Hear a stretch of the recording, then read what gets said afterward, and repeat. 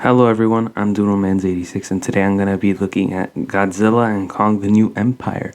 So the trailer released yesterday at CCXP and it's about 3 minutes long, and we get a synopsis alongside this trailer. Basically, Godzilla and Kong discover a threat in the Hollow Earth, and as they fight to save humanity, they learn of the origins of the Titans and how humanity is tied to them. Sounds really interesting. I was really interested in what this sequel would offer that the first one didn't, and how this would expand the lore of this shared universe. And I already saw the trailer, so this is just my thoughts on it, because if I were to actually use footage in this video, God only knows what Warner Bros. Would do to me. But yeah, let's just start with this trailer. So we open up with a size monitor sketching and seeing if there will be an earthquake, and we get some shots of like what looks to be a base on some island, some pyramids, and a in Egypt a portal or like some entrance to the hollow earth seems to open up around, and a hand pops out of it, and we learn later on this is Kong's, and he has some sort of mechanical attachment to it, which is really interesting to see. I wonder what the reason for that is. We hear Eileen Andrews' voice throughout this, showing that she will return, that Earth has life inside of it, and that humans were wrong, and we get this beautiful shot of what appears to be Kong and something chasing him, a pack of something we will see closer in a bit later in this trailer, and we get our first good look at Kong. He looks about the same as in Godzilla vs. Kong. He does look a little gray, slightly more hairier. That beard is a little longer, but aside from that, I'd say he looks about the same. And I wasn't really expecting a design change for him, so I'm fine with that. And he's running through the Hollow Earth, and we have these new vehicles following him. I guess they're like upgrades from the Heaves. They look really interesting, but they also look very futuristic, which I'm fine with, because at this point in the universe, we're very far ahead into the future with technology that lets us go inside the Earth. So this is something I'm fine with. I think they can go overboard with it, but I'll talk more about that later. And then we see Kong in some very smoky, misty area being approached by something tall, and he gets ready for battle. But as he does, this thing approaches him, and it is actually a small baby Kong. So this is like a huge reveal, because in the last movie we were led to assume that Kong's species was dead. There was no more of him. And now we have this baby orange Kong with green eyes approaching him, kind of sad or worried, which is really interesting. And it's an interesting appearance because you'll see how it connects to the story later and what I'll discuss on later. But this is really interesting. I assume it's more like a reference to Son of Kong. I've never seen that film, but I know Kong had a son at some point. And so this is probably a reference to that, and will probably be the reason for why the plot happens. But again, I'll discuss that later. So then next up we get a shot of a giant bloody handprint on a rock. And our characters first almost assume that it's Kong, but realize that it probably can't be him. Probably because of how big it is, and the fingers are much longer, which is such a neat design detail. And then we get Kong using his axe to go inside somewhere very blue, almost like a cave. And he has this really cool shot where he lands. I really do like that.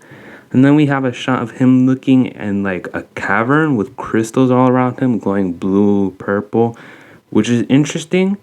Because again, I'm going to tie this all into my discussion at the end. But it's an interesting detail that he's looking around these crystals and these caves with them.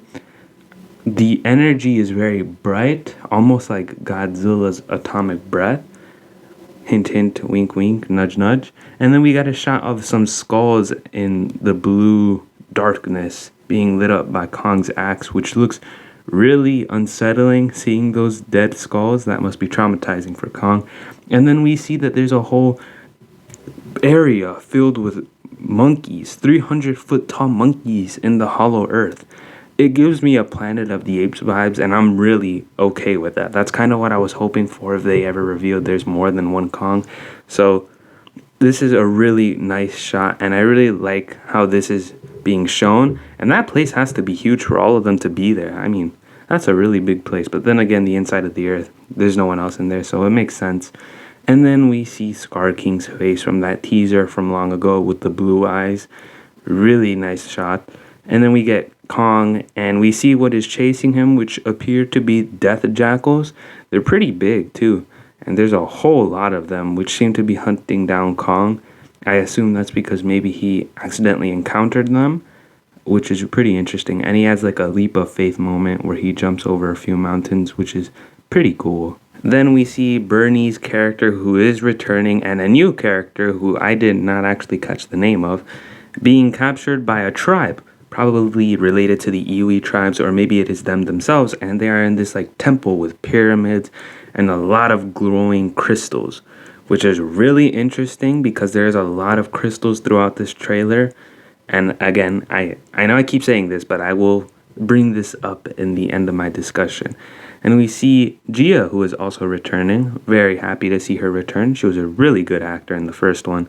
And she is warmly dressed like them, climbing a glowing staircase, like crystals or rock with energy in them.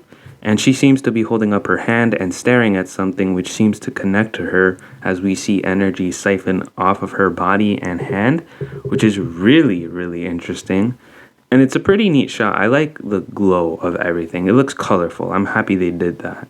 And then we see something possibly in maybe Italy or France, or I don't know where this is, but we see something land on the street on a civilian, and I would have said that this is a crystal, but clearly it's not translucent or glowing, so it looks like the leg of something, which is rather odd because I don't know if there's any other Titan here. But then we get Kong, nice shot, and we kind of hear that he can't do this alone because this is too much of a big threat, and we cut to Antarctica, which is interesting because that's where Monarch Legacy of Monsters seems to be taking Godzilla. And we see Godzilla in this icy, sleepy state gathering power, and it's like a neat reference to 1962 when he first emerged from the iceberg. And this shot just looks so beautiful. Like, this looks like concept art. It's just gorgeous. Like, wow, props to the VFX. That just looks really nice. And we see his eye glowing, and he has glowing eyebrow spikes now, and his atomic breath seems to be pink now, which is rather odd. I don't know why they would make the change from blue to pink, but it's not one that bothers me. And we see him rise from this iceberg, and it's a really beautiful shot. It really gives you that sense of scale. He's really big. Not sure if he's going to be bigger than in the last movies, but we can assume that he'll still remain at the same height. And we see him roar at the sky, and we get his new design change, which is pretty cool. I'll admit, I did not like it at first, because I don't like how skinny he is. Like, I like the bulkiness of the Doherty Godzilla. So I hope this guy isn't completely skinny like Zilla, because that just doesn't suit the character. I hope he has some of that bulk to him. And we do see that in his arms. So I just hope he isn't super skinny. But aside from that, I'm adoring this design. The gray chest, the spikier features. He looks like a Millennium Godzilla, and the spines have changed. I did like the 1954 spikes, but this is kind of like a in-between for people who like 2014s and people who like the new one. So I'm happy it looks like that. Overall, a 10 out of 10 design change. Congrats to the designer Jared Krzyzewski. It looks awesome. And then it cuts from that, from Godzilla's new design to our opponent of the film, which I think is a brilliant choice in this trailer. It really builds up hype to the end of it. And we see the Scar King approaching a tribe with Kong in the middle, and we get a good look at his beautiful face. Completely pale ginger with blue eyes and what appears to be a whip-like spine of possibly a Kong or another monster around him. Could be his weapon. And we see him on the surface of the earth at a beach. So, like in the beginning when the Hollow Earth tunnel was opening and we saw Kong come out of it, I feel like this guy found a way to get out there. And that's obviously not good. But what's interesting is what makes him so powerful because as a Kong villain, one-on-one, he is a match for Kong. But against Godzilla and Kong, he's got to have something that either makes him powerful or he has kaijus of his own, which make him a threat. So then we see Godzilla's atomic breath build up, and I like that his back looks like a rib cage. He looks very skeletal, and it's further amped by the background, which is Egypt, as you can see. And we saw Kong in Egypt in the beginning, so I assume they're following something or someone. And we get this beautiful shot of his face. Like, honestly, the CGI does look really great for this. And this movie is all CGI, so that's saying something. I just adore the look of this film already. So colorful, so vibrant. It fits the Hollow Earth aesthetic. We get Kong roaring, who looks great. And notice that there is a lot of daylight scenes and the colorful crystals that light them up. That's just beautiful. We see his atomic breath, very powerful, really, really nice. I like the pink. It's not a change I thought I would ever see. And then we get this shot, the money shot of the trailer. Godzilla bursting from the ground with Kong following him as they run towards something with a giant crystals in the back, and Godzilla swinging his arms as Kong follows with a mechanical replacement. And wow, we went from 2014 to this. I'm not saying that's a bad thing. I'm just saying that it's crazy how far this shared universe has gone, where we're getting Godzilla running. This has split a lot of the fan base, and me personally, I don't really mind this. I mean, now that the trailer is basically over, I do want to say that this is a movie about 300-foot tall monsters living inside the earth. I feel like when that is basically the premise of your universe, the origin of your characters, I think at that point you're allowed to go all out with the movies. So I'm fine with this, and I think fans should be too. Calm it down. It's just a monster movie. And then we get this beautiful shot of little Kong as our characters stare at him, asking if that's a mini Kong, and he does a little chest pound, and the trailer ends. So again, I do want to say that running scene I'm fine with. I'm fine with this whole movie. I feel like this is definitely gonna split a lot of the fan base apart, because I did see 2014 in theaters, but I was definitely younger then than I am now. So to see this universe grow with each movie, series, and novel, it's interesting because we went from that dark, gritty atmosphere to now more lighthearted, action-packed one. And I, for one, I'm fine with that because I think that's what the MonsterVerse needed. This isn't like the original Godzilla, Shin Godzilla, or -1, where it's Godzilla being a metaphor for something, something that connects to humanity. This Godzilla is more like your, more monster than any message could ever, see. So this Godzilla running, I'm fine with that. Of course, you do lose a lot of that weight, a lot of that presence, because now we're inside the earth. That's a lot of space. You got all these gigantic mountains, other monsters. You do lose that sense of scale. But the moment you realize that these are giant monsters inside the earth, I feel like it brings it back. It just goes to show how big it really is. So now time for my little theories section, if you will. My discussion, my overall thoughts on what this film could be about. So in the beginning shot, when Kong is approached by this baby Kong, I feel like that's not just, that's not a coincidence. Because as we see in the trailer, they have their own little area inside the earth where they're potentially being led by the Scar King. And for this little Kong to have reached Kong that far, I feel like he did it on purpose. Because they're possibly being abused. Scar King's planning something very terrible. And this little Kong has looked for help for his tribe and has now found Kong, a beacon of hope. And Kong goes down, he finds this tribe, and he's introduced to this new ferocious beast.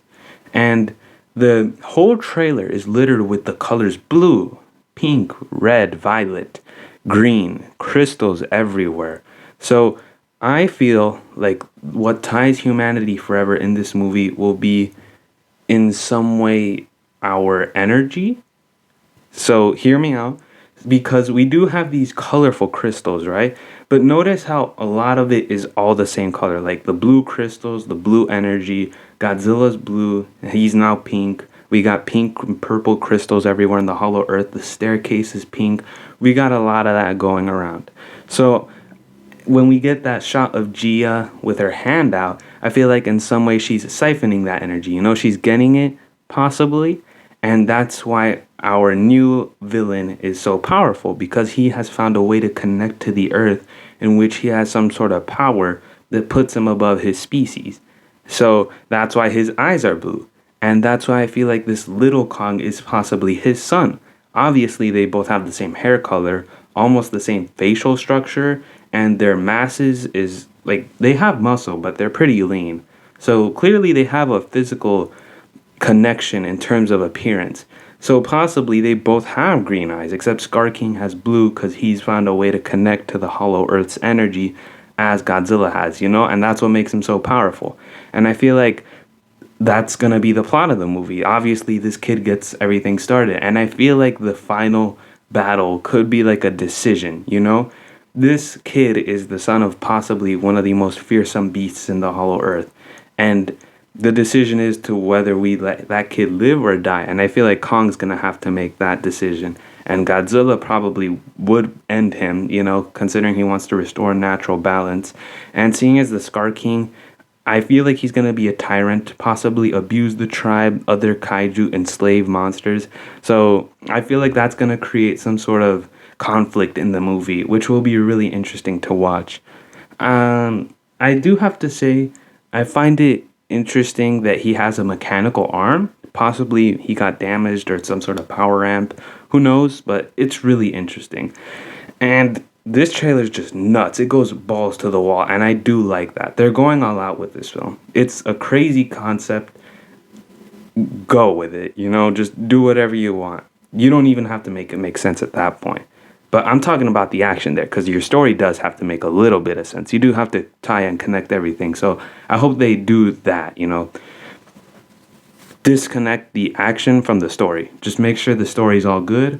Let your concepts be good, and go all out with the scenes, because this is gonna get wild. I thought Godzilla -1 went all out with the kaiju action. Oof. This is gonna be deeper, as deep as the Hollow Earth can get. So overall, I really enjoyed this trailer. It's absolutely crazy, and I love that. This is what I needed from the MonsterVerse ever since we got giant 300, 500-foot aliens and lizards. So tell me all what you think about it in the comments. I'll see you all next time. Bye-bye.